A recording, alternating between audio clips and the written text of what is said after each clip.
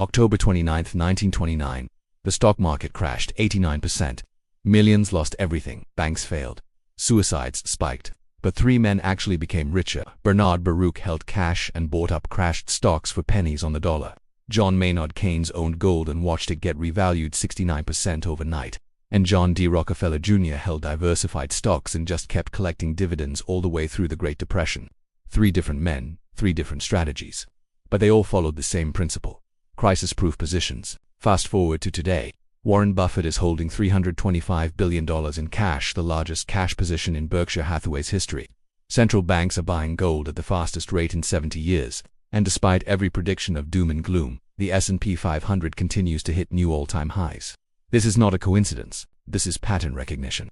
Because in the last 96 years, through 5 completely different financial apocalypses, the exact same 3 positions have survived every single crisis. Not 4 positions, not 10.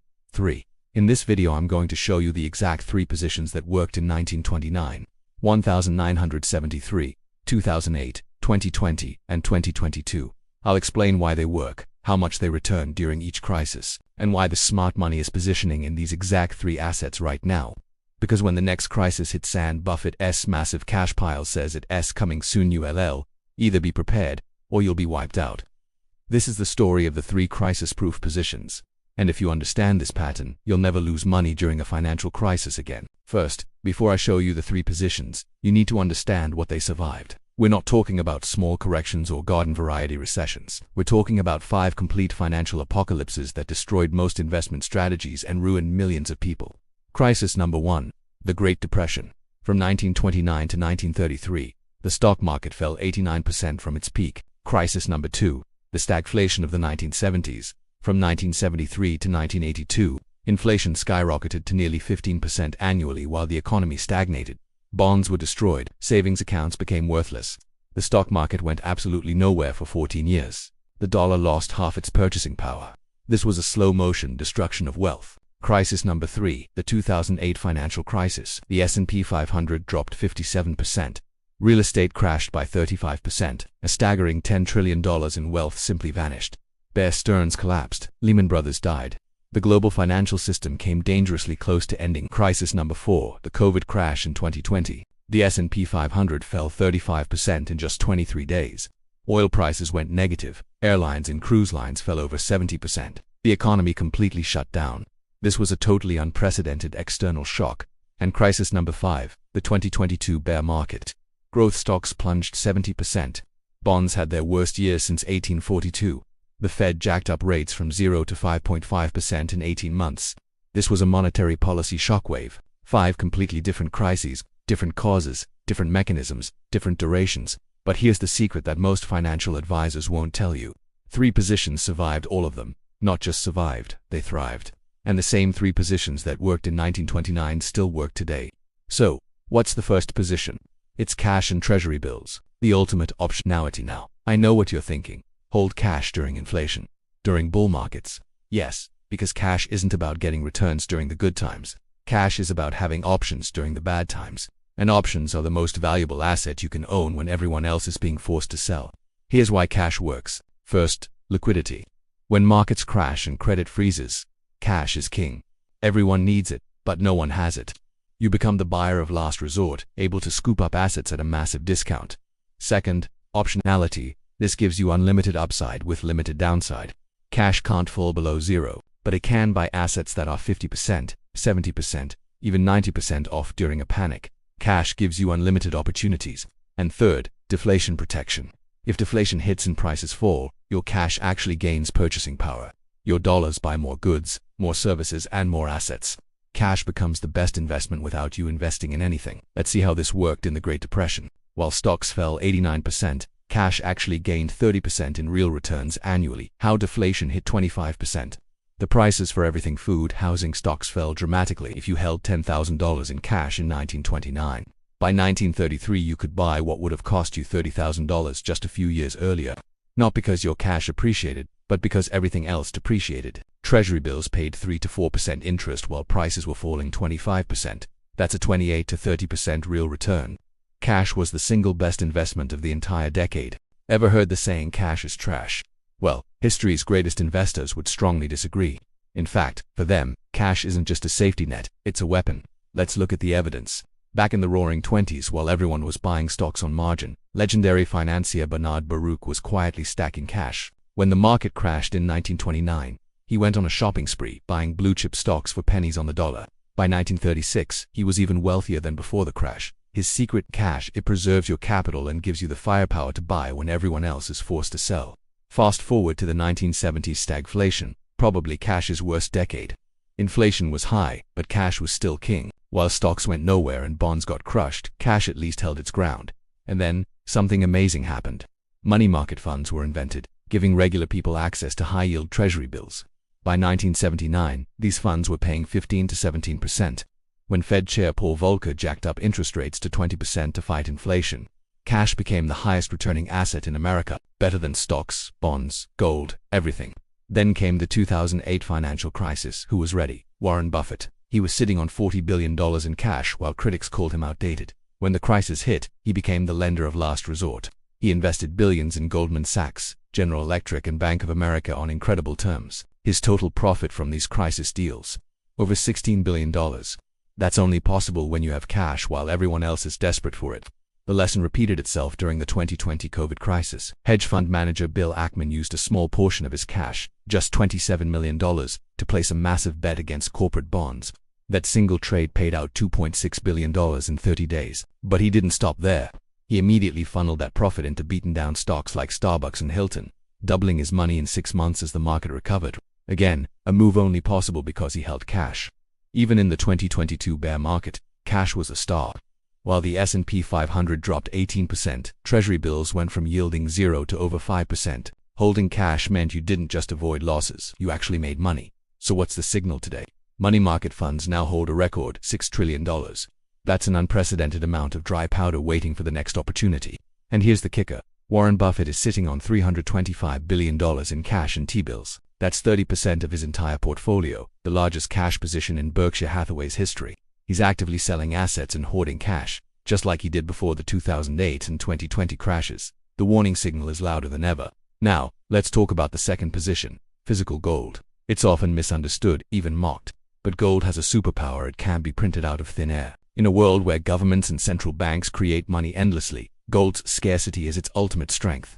The total amount of gold ever mined is finite, and we only add about 1.5% to that supply each year. This makes it a 5,000-year-old insurance policy against currency devaluation and chaos. While financial advisors might ignore it, gold has a proven track record of performing well during crises. It's a tangible asset that holds its value when paper assets falter. It's not about getting rich with gold, it's about not getting poor. It's the ultimate form of wealth protection. So, as we see the warning signs flashing from the world's smartest investors, maybe it's time to rethink the old cash is trash mantra.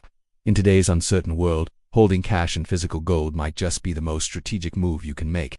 It's about being prepared, staying solvent, and having the ability to turn the next crisis into your greatest opportunity. Did you know that every single ounce of gold ever mined still exists today? Think about that. Gold doesn't rust, it doesn't decay, and it never becomes obsolete. For 5,000 years, across nearly every civilization on Earth, gold has been money.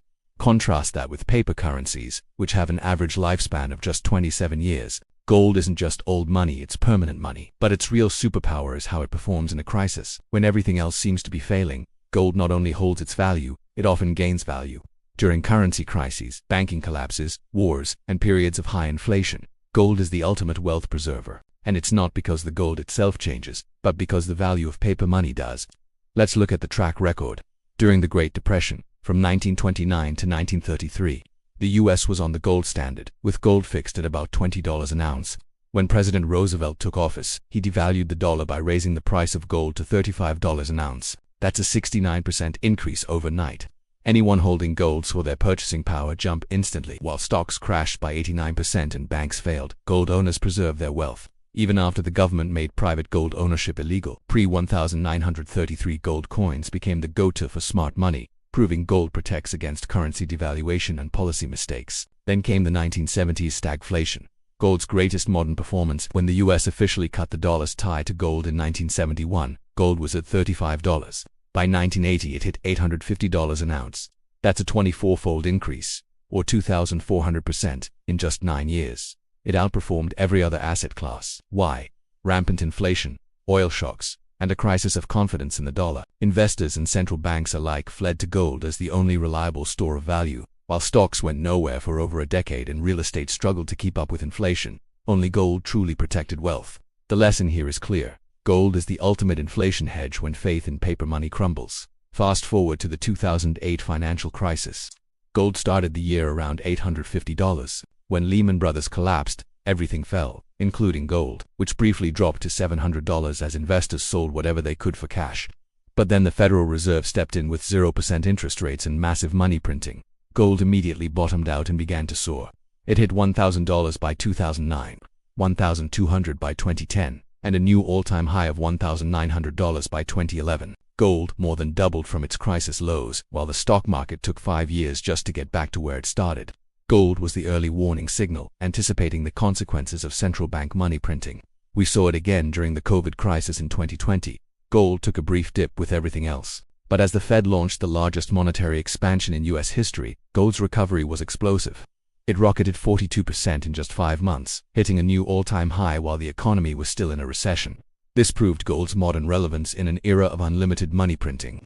And this brings us to right now. From 2022 to today, what's happening is perhaps the most important development since 1971. Central banks around the world are buying gold at the fastest rate in 70 years, accumulating over 1,000 tons annually for the last 3 years. Who's buying? China is leading the charge, officially increasing its reserves, but likely holding thousands of tons more off the books. Russia liquidated its U.S. Treasury bonds to buy gold. Poland doubled its reserves. Turkey, India, Singapore, they're all accumulating. This isn't just a trend. It's a global shift away from the dollar and towards the timeless security of gold. When the world's largest financial institutions are making a move this big, it's worth paying attention. Ever wonder why central banks are hoarding gold like there's no tomorrow? Let's connect the dots. They're looking at $36 trillion in U.S. debt, 9% inflation, and a money printer that just won't quit. They are actively trying to get away from relying solely on the US dollar. They're gearing up for a world that might not be dollar-dominated anymore. Why? Because they know when the current system hits a wall, gold will be the bedrock. Think about gold's recent performance. It smashed through $2,000 an ounce in 2020, then $2,100 in 2022, $2,400 in early 2024, and it even touched $2,700 later that year. We're seeing new all-time highs almost every year, even while interest rates are climbing. That's not supposed to happen. Traditionally, when rates go up, gold goes down, but not anymore. The massive buying from central banks has completely changed the game. Gold isn't just a hedge against inflation anymore. It's becoming monetary insurance. It's protection against a potential dollar system breakdown, against global chaos, and even against central bank digital currencies that could erase our financial privacy. Some experts believe the next stop for gold could be $5,000 or even $10,000 an ounce, not because gold is suddenly more valuable, but because the dollar might become less so when that massive debt meets unlimited money printing. Now, for our third position, and this one might be the most controversial, the S&P 500 index, what I call the 100-year wealth machine. After seeing markets crash, it sounds risky, right? But look at the data. Over any 15-year period in its entire history, the S&P 500 has never ever delivered negative returns. Not through the Great Depression, not through the stagflation of the 70s, not during any crisis. If you can simply hold on for 15 years, history shows the S&P 500 makes money. Here's the magic behind it. You're not just buying stocks. You're buying ownership in the 500 biggest, most powerful American companies. We're talking Apple, Microsoft, Amazon. These are real businesses generating real profits. You also automatically capture innovation. The index constantly updates itself. It kicks out old, stagnant companies and brings in the new disruptors. Think about how Tesla shook up the auto industry or Amazon changed retail forever. You're always invested in tomorrow's winners. And finally, the power of compound returns. With reinvested dividends, the S&P 500 has averaged about 10% a year. At that rate, $10,000 can become $100,000 in about 24 years. Do that again, and you've got $1 million. Time is your greatest ally here. Let's walk through the crises.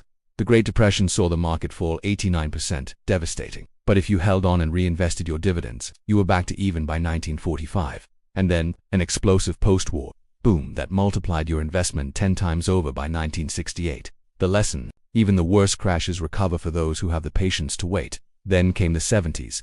For 14 years, the market went absolutely nowhere. But if you collected and reinvested those dividends, you still made 5 to 6% a year. And your patience was rewarded with the historic bull market of the 80s and 90s, which turned $10,000 into $200,000. Sideways markets test your patience, but they often lead to explosive growth. More recently, the 2008 financial crisis, the market dropped 57%, but it recovered in just a few years. Even if you invested at the absolute peak right before the crash, you still would have earned 9% annually over the next 13 years. Time truly heals all wounds in the stock market. And the COVID crash in 2020, a 35% drop in just 23 days, followed by a full recovery in only 6 months. It created one of the fastest wealth creation events in history for those who were ready to buy. The 2022 bear market, a quick dip followed by new all-time highs in 2024. The pattern is clear. Bear markets are temporary, but bull markets are where long-term wealth is built. Crashes aren't something to fear. They're the buying opportunities of a lifetime. You've probably heard the saying, time in the market beats timing the market. But is there any proof? Let's look at the numbers. Since 1926, over any 15-year period, the S&P 500 has never, not once, delivered a negative return. The absolute worst 15-year stretch, from 1929 to 1944, which includes the Great Depression, still gave you a 1% annual return. The best period, that was 1985 to 2000, with a massive 18% annually. On average, you're looking at 10 to 11% every year. The takeaway is simple. If you can hold your investments for 15 years, you will make money. But knowing that is just one piece of the puzzle. The real secret is how you allocate your assets to not only grow but also protect your wealth, especially when a crisis hits. I call it the crisis-proof allocation strategy, and it's built on just 3 positions: cash, gold, and the S&P 500. Each one serves a unique purpose. Cash hedges against deflation and gives you the firepower to buy when everyone else is selling. Gold is your shield against inflation and a falling dollar. And the S&P 500 ensures you capture the long-term growth of the economy and human innovation. Together they create a portfolio that can weather any storm. Deflation, your cash becomes king. Inflation, gold shines. Recovery, your stocks soar. You don't need a crystal ball to predict the next crisis. You just need to be prepared for all of them. So, how much of each should you hold? It really depends on where you are in life. Let's break it down. If you're under 40, you've got a long runway, 25 years or more until retirement. Your main goal is growth. I'd suggest a 70% allocation to the S&P 500, 20% in cash, and 10% in gold. That 70% in stocks is your wealth-building engine. The 20% cash isn't just sitting there. It's your opportunity fund. When the market inevitably crashes, you can deploy that cash into discounted stocks and turbocharge your returns during the recovery. The 10% in gold is your insurance policy against the unexpected. Now, if you're between 40 and 60, your priorities start to shift. You still want growth, but safety becomes more important. You can likely weather one more big crash, but maybe not 2 or 3. So, we adjust. I'd recommend 60% in the S&P 500, 30% in cash, and keep that 10% in gold. The slightly lower stock allocation protects you from a massive hit right before retirement, while the larger cash position gives you more stability and a bigger war chest for opportunities. Finally, for those over 60, you're either in or near retirement. Capital preservation is the name of the game. Here, your portfolio should be the most conservative. 50% in the S&P 500, 40% in cash, and 10% in gold. With this setup, a 50% stock market crash only results in a 25% dip in your total portfolio. That high cash allocation, which can be in high-yield treasury bills, provides a safe, steady income stream to live on, protecting you from having to sell stocks at the worst possible time. So why am I talking about this now? Because the warning signs for the next crisis are everywhere. Warren Buffett is sitting on a record cash pile. Central banks are buying gold at a historic pace. The stock market is at all-time highs, yet the economy is showing cracks everywhere. Commercial real estate is in trouble, banks are shaky, and government debt is skyrocketing. The pattern is clear. Every 10 to 15 years a major crisis hits. 2000, 2008, 2020 were overdue, but this time could be different. With massive government debt and recent high inflation, the usual bailouts and money printing might not be an option. The next crisis could be bigger, and the response smaller. This isn't about fear, it's about preparation. The smart money is already getting positioned. This 3-position strategy has survived every crisis for nearly a century. It's not about finding the hottest investment for the good times. It's about owning the only investments that survive the bad times. The question you have to ask yourself is, will you be ready, or will you be a victim? Having this strategy in place could be the single most important financial decision you make. Thanks for watching, and be sure to subscribe to stay ahead of the next crisis as it unfolds.